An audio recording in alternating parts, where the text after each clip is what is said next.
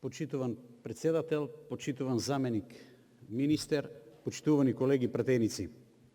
Веќе неколку дена дискутираме, расправаме за предлог буџетот за 2021 година на Република Македонија и би сакал веднаш на самиот почеток да напомнам дека немам никакви очекувања во дело дека нешто спектакуларно ќе се случи во подобрување на квалитетот на животот на македонските граѓани.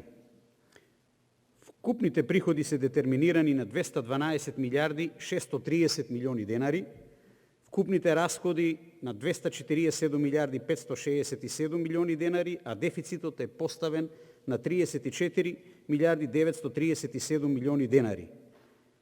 Односно, дефинирани се, поставени се три основни цели: зајакнување на финансирањето на системот за здравствена заштита и зачувување на здравието на македонските граѓани, под два, поддршка за економска стабилизација и поставување на темелите на солидно економско заздравување и забрзан економски раст, и трето, непречено функционирање на основните функции на државата и поддршка на реформите во правосудството и евроатланските интеграции. Ако направам сума сумарум на овој дел, делува како пишан збор со научно-фантастични секвенци, познавајќи два момента. Тоа е првиот е капацитетноста на луѓето кои што седат во владата и кои што треба да направат организирање сето ова да функционира од една страна, и од друга страна очајната потреба за финансиски средства.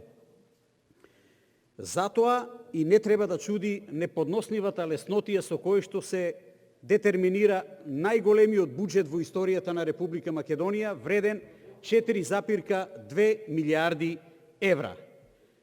Кој е основното сценарио? Основното сценарио е да има раст на бруто домашниот производ од 4,1%, раст на GDP за 2021 година, раст во 2025 од 5,9% и она што е доста интересно, во периодот 2026-2030 растот да биде 5,7%. Со ова, почитувани колеги, владата треба да ни демонстрира антиципирање на иднината во не само еден краткорочен период, него еден среднорочен, значи 5 години и повеќе од тоа долгорочен период. И сето тоа би било добро да веќе во наредната реченица, каде што стои имплементација на капитални инфраструктурни проекти во периодот 2021-2025, е поставена дека висината ќе биде 3,1 милиарди евра, од кои од буџетски средства би се обезбедили 1,16 милиарди евра. А ние сме сведоци дека изминатите месеци се потрошија 1 милиарда евра, а не видовме ништо од така наречен инфраструктурен проект. Не постои подобар начин да се представи овој научно-фантастичен буџет со една компарација што значи појдовна основа при изготвувањето на буџетот и што значи она што е реален живот на македонскиот граѓанин. Ќе се потрудам во наредниот период, апсолутно не отстапувајќи со нито една буква или запирка од сето она што е запишано во документот кој што го добивме, да го демонстрирам тоа. Утврдени стратешки приоритети на владата на Република Македонија за 2021 година, и тоа под број 1. Обезбедување забрза и одржлив економски раст, повисок животен стандард и квалитет на животот на граѓаните. Веднаш да бидеме на чисто, вие немате економски раст во овој период, имате негативна стапка на раст на GDP, сите ние сме влезени во рецесија, не постои нешто што се нарекува инвестицијски циклус. Не постои такво нешто, а за странски директни инвестиции можеме само да сонуваме. За повисокиот животен стандард не станува збор, а за квалитетот на животот апсолутно нема потреба да се дискутира. Број 2. Справување со светската пандемија предизвикана од коронавирусот COVID-19. Начинот на справување со корона кризата во Македонија се опишува со следните зборови: хорор, ужас, катастрофа. Секојдневно ги имаме извештаите и секој од нас е сведок и нема потреба дополнително да даваме објаснувања што се случи со македонското здравство, што се случи со заштитата на здравието на нашите сограѓани. Во една прилика еден спомна божествената комедија на Данте Алигиери, најверојатно мислејќи на круговите на пеколот. 3. Успешно водење на пристапните преговори со Европската Унија. Ние сме држава која што секоја година добива датум за почеток на преговорите. Не постои друга таква држава во Европската Унија и не постои македонски граѓани без разлика на неговата верска, национална, политичка припадност, кој што не е понижен од ваквиот начин на водење на така наречените пристапни преговори. 4. Владење на правото, независност на правосудството, доследна и неселективна борба против криминалот и корупцијата со широка и образувачка транспарентност. Да бидеме на чисто, овде владее криминал, корупција, од поимот правна држава нема ни П. Исто така, примерите со кацарска и русковска нема потреба овде да ги елаборираме, доволно беа елаборирани, само ќе спомнам дека веднаш до почитуваниот премиер имаме измислено работно место. Тоа е место кое што го држи господинот Љупче Николовски, на кој што му посакувам брзо закрепнување, и најдобриот, најблискиот соработник на премиерот го држи измисленото место координатор на борбата против корупцијата. Ве молам. Број 5. Квалитетно образование достапно за сите согласно побарувачката на пазарот на трудот. Нашето образование, за жал, заостанува за светските трендови, не заради професорскиот кадар, туку не постоењето на желба за вистински промени. Она што деновиве се случи, она што деновиве го презентира почитуваната министерка Мила Царовска, доволно ни дава за право да кажеме дека е вистинска катастрофа. Модерна и ефикасна јавна администрација базирана на дигитализација, која обезбедува квалитетни и брзи услуги на граѓаните и деловните субјекти. Ако под модерна подразбирате нови партиски солџар војници, јас се слагам со зборот модерна, но наместо ефикасна стои епитетот неефикасна партиска администрација. Тоа е вистината. Под број 7, целосно спроведување на Охридскиот рамковен договор и градење на граѓанска држава со етничка и социјална кохезија врз принципите на меѓусебна толеранција и почитување. Од сите договори, почитувани мои пратеници, колеги, досега во изминатиот период се издиференцира само еден и единствен резултат.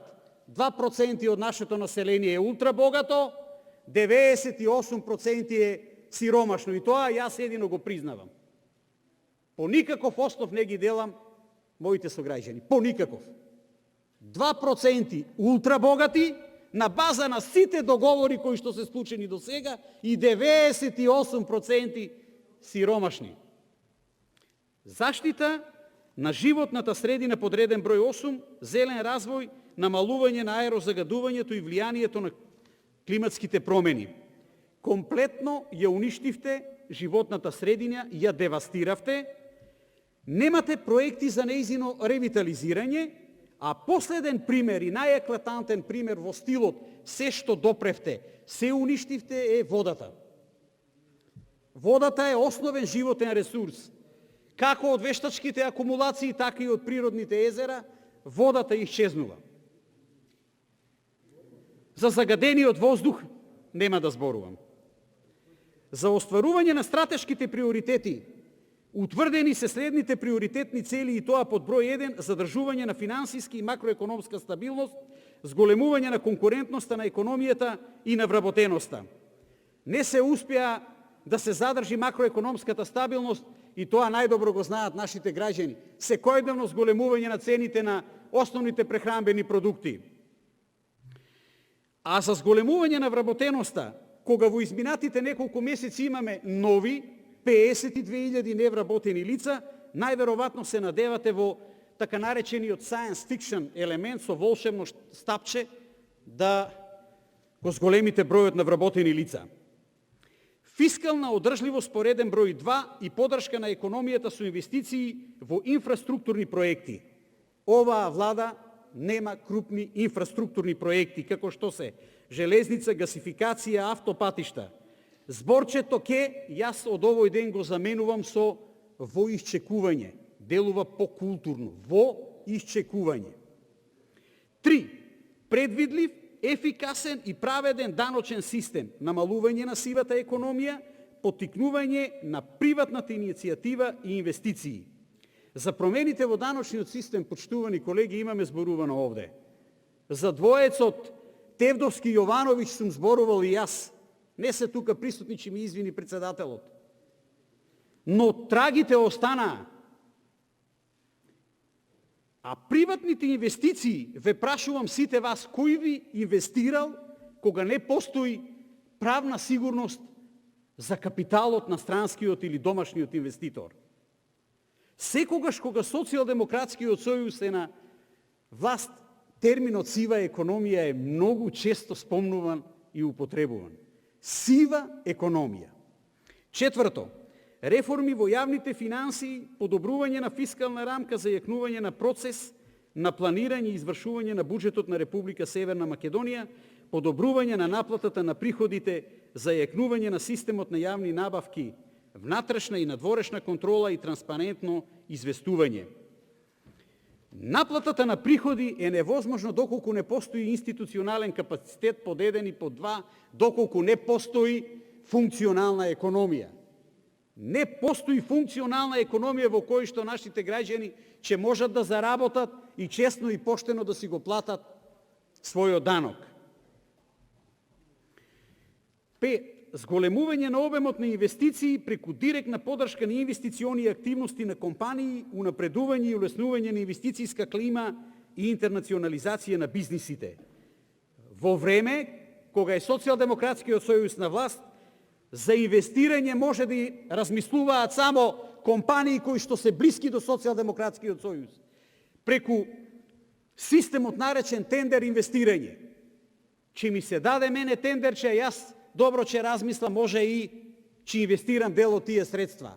Ни една друга компанија не може да размислува ниту оддалеку за поимот инвестирање. Односно, вложување на парични средства сега, за да во некој иден момент оствари некоја добивка, некој профит. За подршката и развојот на микро, малите и средните компании, развивање целосно искористување на предпримачкиот дух за занаечиите, апсолутно нема потреба. Сега и тие веќе длабоко навлегува во категоријата на кои што им е потребна неопходна помош. И на тие лица кои што целиот свој работен век сами заработуваат и одвојуваат за државата, сега дојдени сме до степен да и на нив им е потребна неопходна финансиска инекција. 7. Квалитетно управување и координација на процесот на пристапување во Европската Унија и доследно исполнување на обврските од спогодбата за стабилизација и асоциација. Основен постулат е владење на правото, личните слободи на граѓаните. За жал, нашата земја, тој критериум е далеко од исполнување во овој момент. 8. Ефикасно користење на пристапната помош и зајакнување на воспоставениот систем за финансиско управување, ИПА фондовите, насока на прилагодување на системот за управување. Каков е резултат од тоа користење, ние можеме секојдневно да се увериме. Јас нема да навлегувам, само ќе барам независна истрага во делот на трошењето на тие финансиски средства. Еден ден, при постоење на независно судство, независни институции, ќе има истрага како се трошат европските пари. Зошто на влезот на тие странски пари ние се уште сме далеку од било каков степен на развој во изминатите години. За јакнување на позицијата на Република Македонија на меѓународен план, развој на билатералните, регионалните и мултилатералните односи со членките на НАТО. Со ова раководство, со овој начин на работење, воопшто не може да станува збор за зајакнување на позицијата, само може таа позиција да слабее, а кај обичниот човек, подсмевот е секојдневен.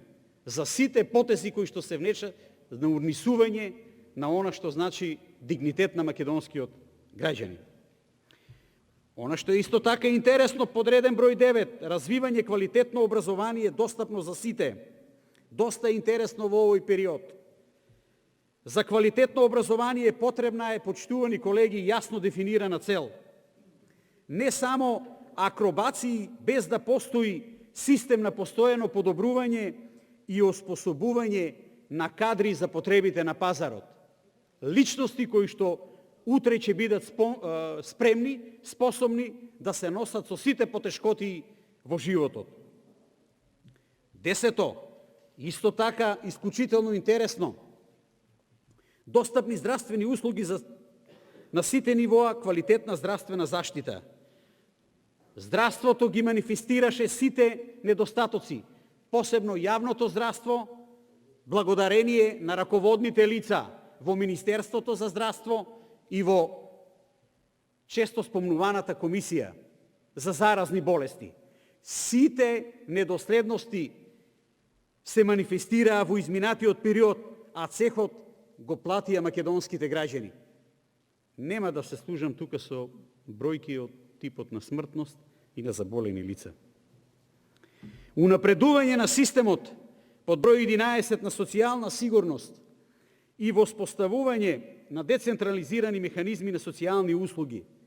Дали тоа беше целта, почитувани мои, Македонија да биде социјална држава, во која што огромен број на наши граѓани ќе примаат социјална помош, или треба да биде држава во која што огромен процент ќе бидат вработени и ќе можат да заработат?